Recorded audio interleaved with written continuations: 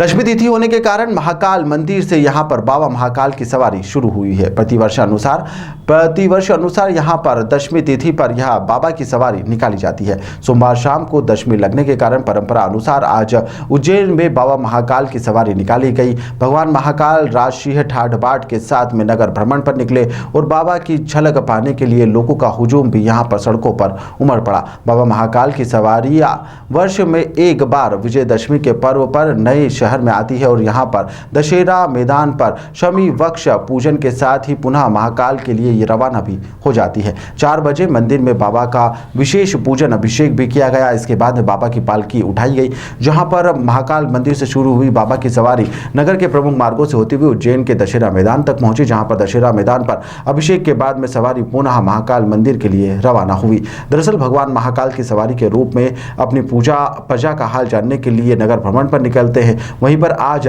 राजा की एक झलक पाने के लिए प्रजा घंटों तक सड़क किनारे उनका इंतजार करती हुई दिखाई दी।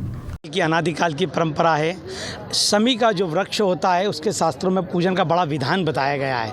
शमी का वृक्ष दशमी, श्रवण नक्षत्र और अपराजिता का जो मुहूर्त होता है उसमें शमी वृक्ष की पूजन की जाती है।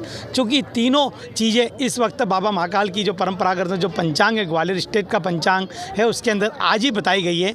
इसलिए बाबा महाकाल की जो सवारी, क्योंकि जिस स्थान पर सवारी आ रही है यहाँ पर अनादिकाल के अंदर बहुत विशाल शमी का वृक्ष था, उसके कारण सवारी दशहरे मैदान के इस स्थान पर आती है अनादिकाल से। और यहाँ पर शमी के वृक्ष की जो स्थान है वहाँ पर पूजन की जाती है। शमी के जो पत्ते होते हैं वो भगवान पर अर्पण किए जाते हैं।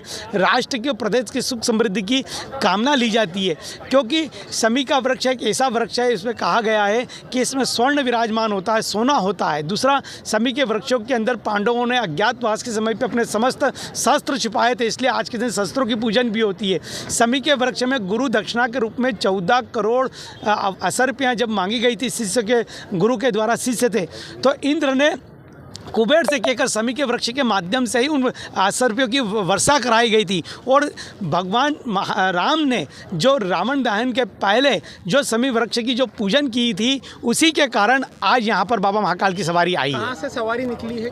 बाबा महाकाल के दरबार से निकलती हुई अपने पूरे पुराने शहर से होते हुए नए शहर में आती हुई दशहरा मैदान पर आ रही है। जय महाकाल। आते हैं यहाँ महाकाल बाबा की सवारी साल में एक बार ही आती है। यहाँ उनकी पूजा होती है शमी के पेड़ के नीचे, और उसके बाद पूजा में बहुत आनंद आता है। पूजा के बाद सब लोग यही शमी पत्र अपने घर में ले जाके अपनी बरकत वगैरह में रखते हैं। आपका नाम बताइए। मेरा नाम दीपाली माहेश्वरी। मेरा नाम रवि गुप्ता है और आज पहली बार ये दशहरा में एक दिन पहले, मतलब आज 5:45 बजे बाद दशमी लग गई है, इसलिए आज सवारी आई है। हर बार ये दशहरे वाले दिन आती है, उसी दिन रावण का दहन होता है।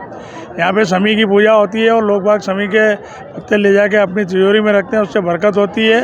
और फ्रीगंज क्षेत्र में ये एक ऐसा अवसर है कि इसी दिन दशहरे वाले दिन ही सवारी आती है और उस दिन बहुत भव्य स्वागत होता है। महाकाल से पटनी बाजार, गोपाल मंदिर, दौलतजहर, मालीपुरा होते हुए ये सवारी दशहरा मैदान पे पहुंचती है। यहाँ राम और लक्ष्मण जी की पूजा होती है और उसके बाद में दशहरा का वो होता है। चूँकि आज 9वीं 10वीं बेली हो गई है, इसलिए आज अभी एक दिन पहले निकल गई है सवारी, और अब ये सवारी उसी मार्ग से तोपखाना होते हुए महाकाल चली जाएगी 9 साढ़े 9। मेरा नाम रवि गुप्ता है, मैं ऋषि नगर क्षेत्र में रहता हूँ।